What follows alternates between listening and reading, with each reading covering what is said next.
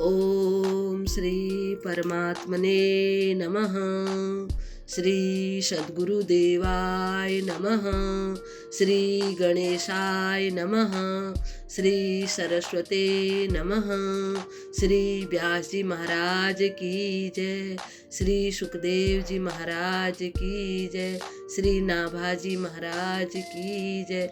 आदरणीय भक्तजनों, सादर प्रणाम। हम आज श्री भक्तबाल में नाभाजी द्वारा भगवान श्री राम जी के जो मंत्रीगण हैं और जो दशरथ जी के भी मंत्रीगण हैं उनका नाम श्रवण करेंगे। और उनमें से एक मंत्री जिनका हम सब नाम बड़े आदर से लेते हैं और जिनकी कथा हम रामायण जी में सुनते हैं, श्री सुमंत जी की कथा को श्रवण करेंगे। श्री सीतानाथ समारंभा श्री रामानंदार्य मध्यमाम् अस्मदाचार्य पर्यन्ताम् वंदे श्री गुरु परंपराम् वंदे श्री गुरु परंपराम्। भक्त भक्ति भगवंत गुरु चतुर नाम बपु एक, इनके पद बंदन किए नाशत विघ्न अनेक, नाशत विघ्न अनेक। भक्तजनों, आप जानते हो कि महाराज दशरथ के जो मंत्रीगण थे और फिर बाद में वही राम जी के मंत्रीगण हुए, तो नाभाजी महाराज कहते हैं जो भगवान के मंत्री गणों का नाम भी सुमिरन करता है वो भी भगवान के धाम को पहुंच जाते हैं।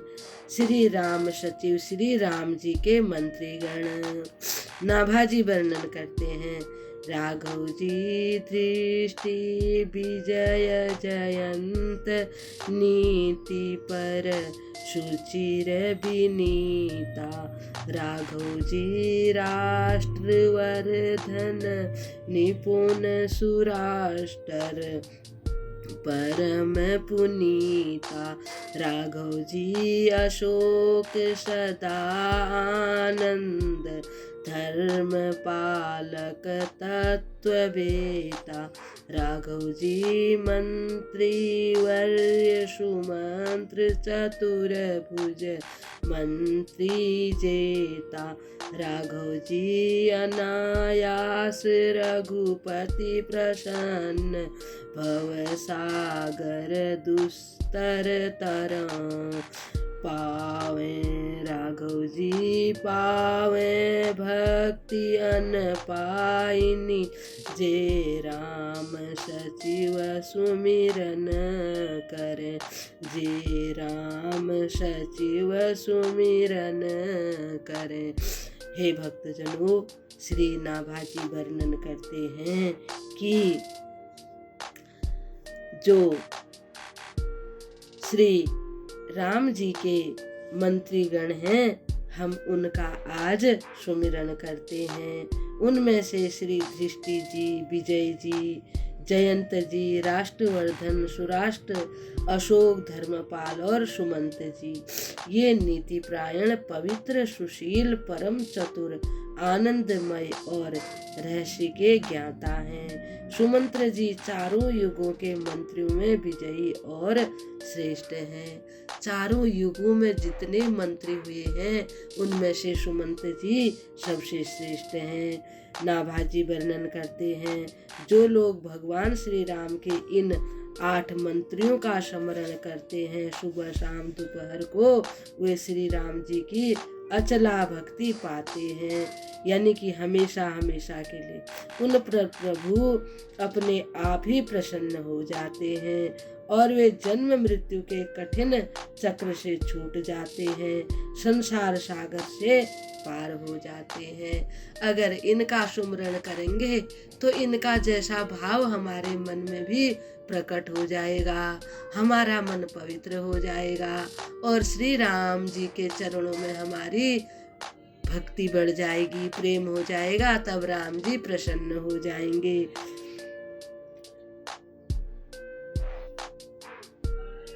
श्री वाल्मीकि रामायण में महाराज दशरथ के मंत्री जनों की गुणों से संपन्न 8 मंत्रियों का वर्णन मिलता है।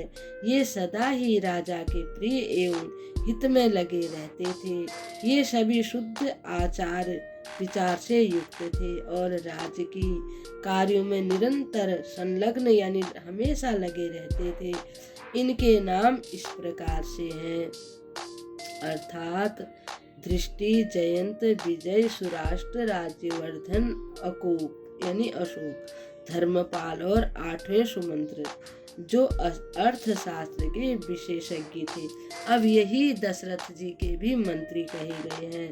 कालांतर में महाराज दशरथ के दिवंगत यानी कि स्वर्ग सिधार जाने के बाद, जबकि श्री रामचंद्र जी वनवास में थे और भरत जी नंदीग्राम में निवास कर रहे थे, इन मंत्रियों ने ही अयोध्या की संपूर्ण व्यवस्था को सुचारू अच्छी प्रकार से संभाले रखा और भगवान श्री राम के आने पर पुनः अपने अपने पदों पर नियुक्त हो गए।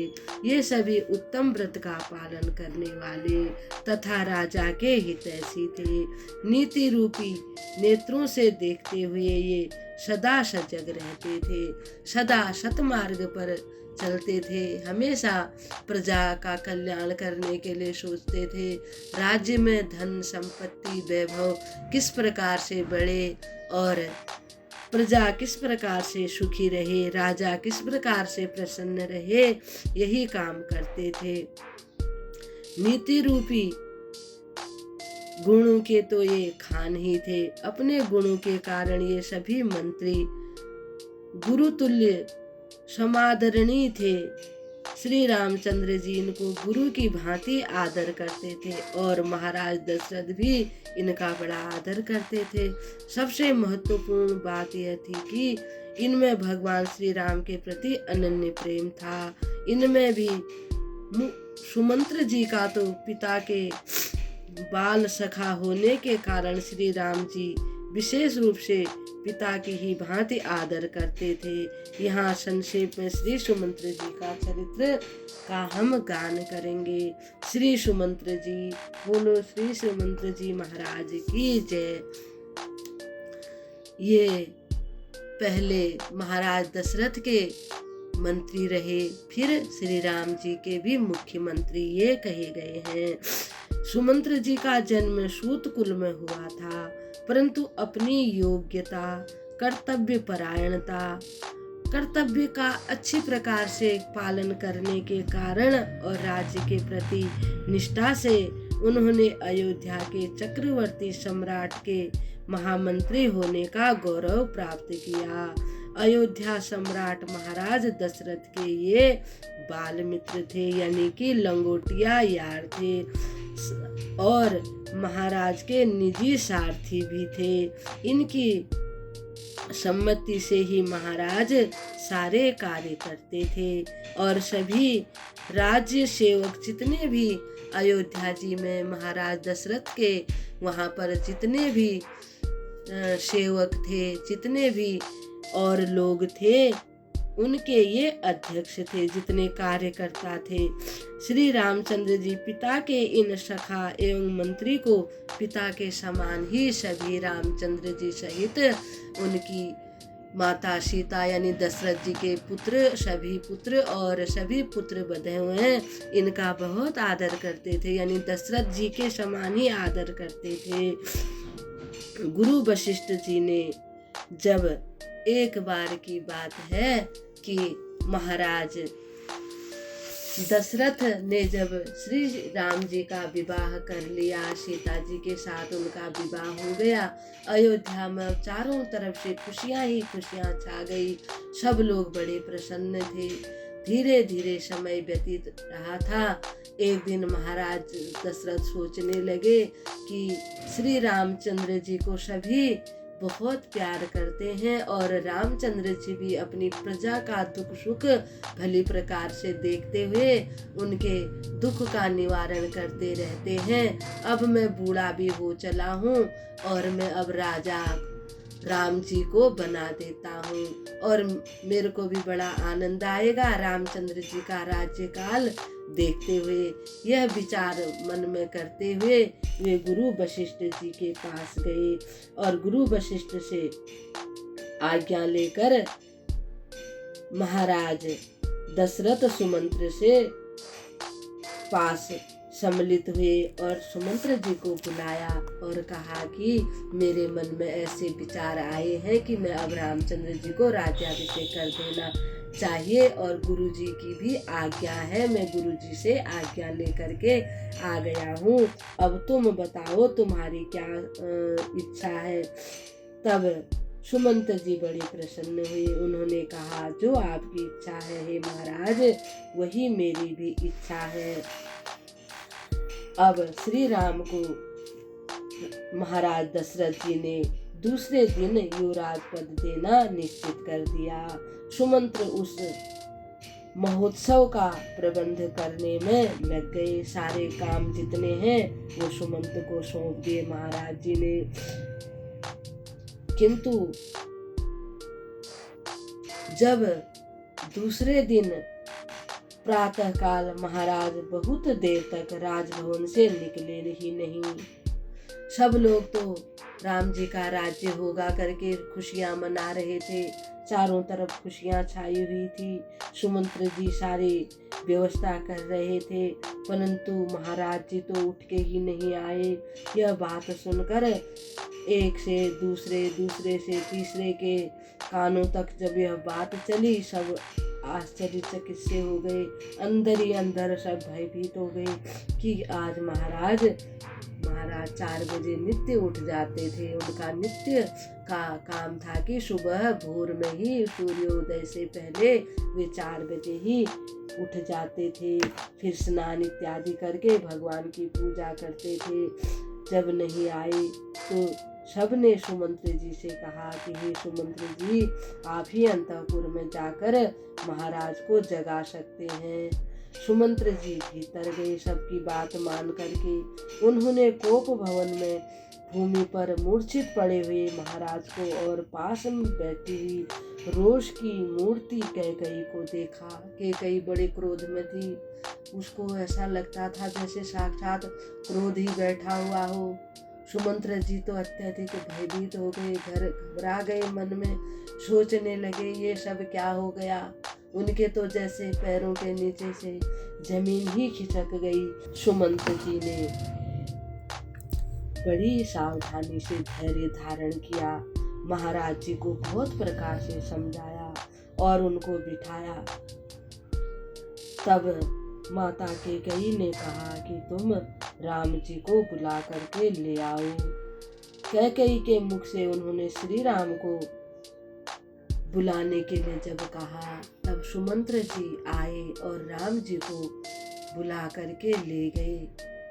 तब कैकेयी मैया ने राम जी को सारी बातें बता दी कि मैंने एक समय महाराज जी से 2 वरदान मांगने के लिए कहा था। जब राम जी ने पूछा कि हे मैया, पिताश्री को क्या हो गया है, पिताजी क्यों इतने अस्वस्थ से जान पड़ते हैं, राम जी ने बहुत ही मनाने की कोशिश की पिताजी को, परंतु वे राम राम कह के फिर मूर्छित हो जाते थे। तब उन्होंने माता से कहा, हे माता, मुझसे क्या अपराध हो गया है और जो पिताजी इस प्रकार से दुखी है और आप भी कुछ बोलती नहीं है। तब कैकेयी का हृदय थोड़ा पिघल गया, कहने लगी, हे राम, तुमसे कोई गलती हो ही नहीं सकती, क्योंकि तुम गलती कर ही नहीं सकते हो। मैंने तुम्हारे पिताश्री से एक बार 2 वरदान मांगने के लिए तुम्हारे पिताजी ने मुझे वरदान दिया था कि तुम मुझसे 2 वरदान मांग लो। तब मैंने कहा था कि जरूरत पड़ने पर मैं मांग लूंगी। आज मैंने जब राजा से वे दोनों वरदान मांग लिए, इसी कारण से वे बड़े दुखी हो गए हैं, इसीलिए इनकी ऐसी दशा हो रही है। तब कैकेयी ने कहा, हे पुत्र, मैंने पहले वरदान में भरत जी को राज तिलक और दूसरे वरदान में तुमको 14 वर्ष का वनवास मांगा है। यह सुनते ही राम जी तो बड़े प्रसन्न हो गए। कहने लगे, मैया मैं तो यही चाहता हूँ कि मेरा छोटा भाई भरत राज्य पर बैठे, मुझे बड़ी प्रसन्नता होगी। परंतु सुमंत जी को तो बहुत ही बुरा लगा। वे अत्यधिक दुखी हो गए। इतने व्यथा हो गई उनको कि वो कुछ भी नहीं बोल सके। और महाराज दशरथ भी बड़े दुखी हो गए। तब रामचंद्र जी ने माता की आज्ञा से वन जाने के लिए तैयारी की। श्री राम भाई लक्ष्मण और जानकी के साथ वन को चलने लगे। तब महाराज ने आज्ञा दी कि हे सुमंत जी, तुम राम जी को रथ में बिठा करके ले जाओ, सीता जी को भी और लक्ष्मण जी को, तीनों को ले जाओ। कुछ समय वन में घुमा करके फिर वापस ले आना, मना मुनु करके। मैं इनके बगैर नहीं रह सकता। राम जी तो मेरे प्राण ही हैं। जनक दुलारी सीता जी, जनक जी को मैं क्या जवाब दूंगा। इतने आदर के साथ उन्होंने श्री राम जी के साथ सीता जी का विवाह किया था, मैं उनको क्या जवाब दूंगा। इसलिए आप यह कार्य करना। महाराज दशरथ ने राम जी को बहुत ही मनाया, परंतु राम जी ने कहा, हे पिताश्री, कितनी बात है, 14 वर्ष कितने होते हैं गिनती में। मैं जल्दी ही आपकी आज्ञा, माता की इच्छा पूरी करके आऊंगा, क्योंकि माता पिता की आज्ञा पालन करना ही पुत्र का सबसे श्रेष्ठ धर्म बताया गया है। फिर रघुकुल की रीति भी यही चली आई है कि प्राण जाए पर वचन न जाए। इसलिए हम सबको यह वचन निभाने ही होंगे। रथ में बैठाकर श्री सुमंत जी श्रृंगवेरपुर तक लेकर के आए। गंगा तट पर श्री राम ने अपनी घुंघराली काली अलकों को बट के दूध से चिपकाकर जटा बना लिया। सुमंत्र जी का तो जैसे हृदय फटा जा रहा था। उन्होंने महाराज का संदेश सुनाकर श्री राम को लौटने के लिए कहा। श्री जनक राजकुमारी को वन के सारे क्लेश बताए। पुत्री, तुम चित्र में बंदर को देख करके ही डर जाती हो। वन में भयंकर जानवर होते हैं, शेर, कितने तरह के पशु पक्षी होते हैं, तुम डर जाओगी। इसलिए तुम्हारे पिता श्री दशरथ जी की आज्ञा है कि तुम अयोध्या को चले आना और कुछ दिन अपने ससुराल में रहोगी, कुछ दिन मायके में रहोगी। ऐसे ही यह अवधि पूरी हो जाएगी। परंतु न तो सीता जी ने कुछ बोला, न रामचंद्र जी ने। संकोच से वे उनको कुछ नहीं बोल सके, क्योंकि वे उनको भी अपने पिता के समान ही मानते थे। संकोच के कारण विनय युक्त कुछ बातें कहने लगे और उनको कहा कि अब आप लौट जाइए, पिताजी तो अस्वस्थ हैं, अयोध्या का राज कौन संभालेगा। भरत और शत्रुघ्न भी नैनीहाल में हैं। सुमंत्र ने बहुत प्रयत्न किया कि मैं भी उनके साथ वन में चला जाऊं, परंतु राम जी ने उनको अनुमति नहीं दी। फिर भला कहाँ ऐसा संभव हो सकता था। अब वे इतने व्याकुल हो गए। रामचंद्र जी रथ में आगे चले गए, रथ को छोड़ करके। जब रामचंद्र जी आगे गए तो कहते हैं, तुलसीदास जी वर्णन करते हैं, नयन सूझ नहीं सुनहि न काना, नयन सूझ नहीं सुनहि न काना, कही न सकई कुछु अति अकुलाना, कही न सकई कछु अति अकुलाना। सुमंत्र जी को न तो कुछ दिखाई दे रहा है, वो सोचते मैं क्या करूं, न कुछ सुनाई देख रहा है, न कुछ समझ ही आ रहा है उनको। इतने दुखी हैं, इतने दुखी हैं, सोचते हैं कि मैं अब क्या करूं। बहुत प्रकार समझा बुझाकर श्री रघुनाथ जी उन्हें लौटाया, पर सुमंत्र जी लौट न सके। वे बार बार लौट आते थे। केवट नाव चला दी। केवट आया और केवट ने नाव में रामचंद्र जी, सीता जी, लक्ष्मण जी को बिठाया और नाव चला दी।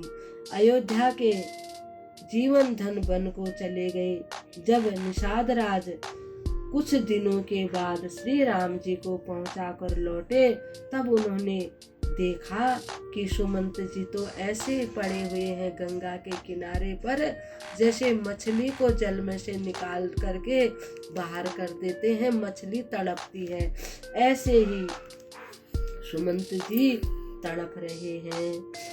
यह देखकर निषाद राज को भी बड़ा कष्ट हुआ। उन्होंने सुमंत्र जी को बहुत ही प्रार्थना की, बहुत समझाया और उनको जैसे तैसे हाथ पकड़ के रथ में बैठाया और अपने 4 सेवकों को भी साथ में बिठाकर उनको फिर अयोध्या लौटाया। सुमंत्र जी की अंतर वेदना का कोई पार नहीं है। वे इतने दुखी हैं, इतने व्याकुल हैं कि सोचते हैं कि मैं क्या मुख लेकर के अयोध्या जाऊं।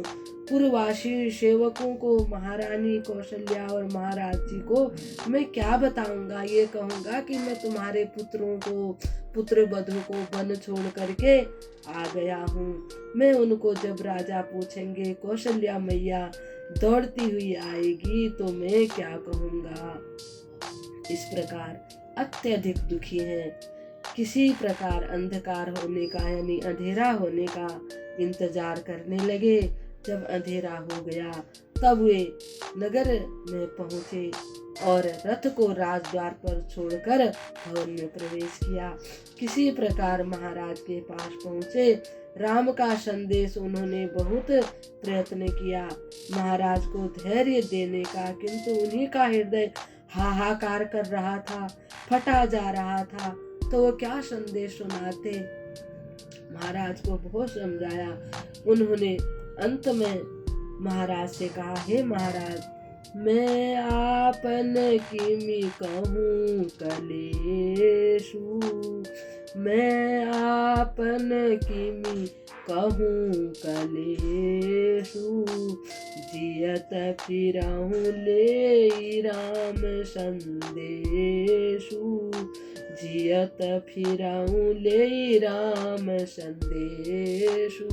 हे महाराज जी, मैं क्या संदेश आपको सुनाऊं, मैं कितना दुखी हूँ, क्या आपको बताऊं। और मैं मरा नहीं, जीवित ही लौट गया हूँ और रामचंद्र जी का संदेश लाया हुआ हूँ। महाराज दशरथ ने जब सुना कि रामचंद्र जी लौट करके नहीं आए हैं, महाराज ने अपने प्राणों को त्याग दिया। अयोध्या अनाथ हो गई। सुमंत्र धैर्य धारण न करें तो उनके हृदय धन श्री राम का साम्राज्य सब नष्ट हो जाए, व्यथित हो जाए, सारी व्यवस्था बिगड़ जाए। तब सुमंत जी ने बड़ा धैर्य धारण किया। नैनीहाल से भरत जी को लौटने के लिए संदेश भेजा गया और फिर भरत जी ने आकर के पिताजी की अंत्येष्टि की। चित्रकूट राम जी को मनाने के लिए भरत जी सभी माताओं को, सभी अयोध्या वासियों को लेकर के पहुँचे। उन्हें मनाने की बहुत कोशिश की। वहाँ से वे फिर श्री राम जी की चरण पादुका ले आए। सिंहासन पर वे पादुकाएं प्रतिष्ठित हुई। सुमंत्र ने धैर्य पूर्वक व्यवस्था संभाल ली और वे 14 वर्ष उसे संभालते रहे, क्योंकि भरत जी भी तो नंदीग्राम में जाकर के रहने लगे। अंत में अयोध्या के स्वामी अयोध्या लौटे। श्री राम ने सुमंत्र को सदा पिता की भांति आदर दिया और सुमंत्र राम राज्य में भी उस साम्राज्य के महामंत्री पद पर प्रतिष्ठित रहे। इस प्रकार से भक्तजनों, हम आज श्री सुमंत जी की कथा को यहीं विराम देते हैं और भगवान के कुछ अन्य पार्षदों की कथा को हम कल आपको सुनाएंगे। तब तक के लिए हम आपको प्रणाम करते हैं। ओम श्री परमात्मने नमः। सर्वे भवन्तु सुखिनः, सर्वे सन्तु निरामया, सर्वे भद्राणि पश्यन्तु, मा कश्चित् दुःखभाग् भवेत्, मा कश्चित् दुःखभाग् भवेत्।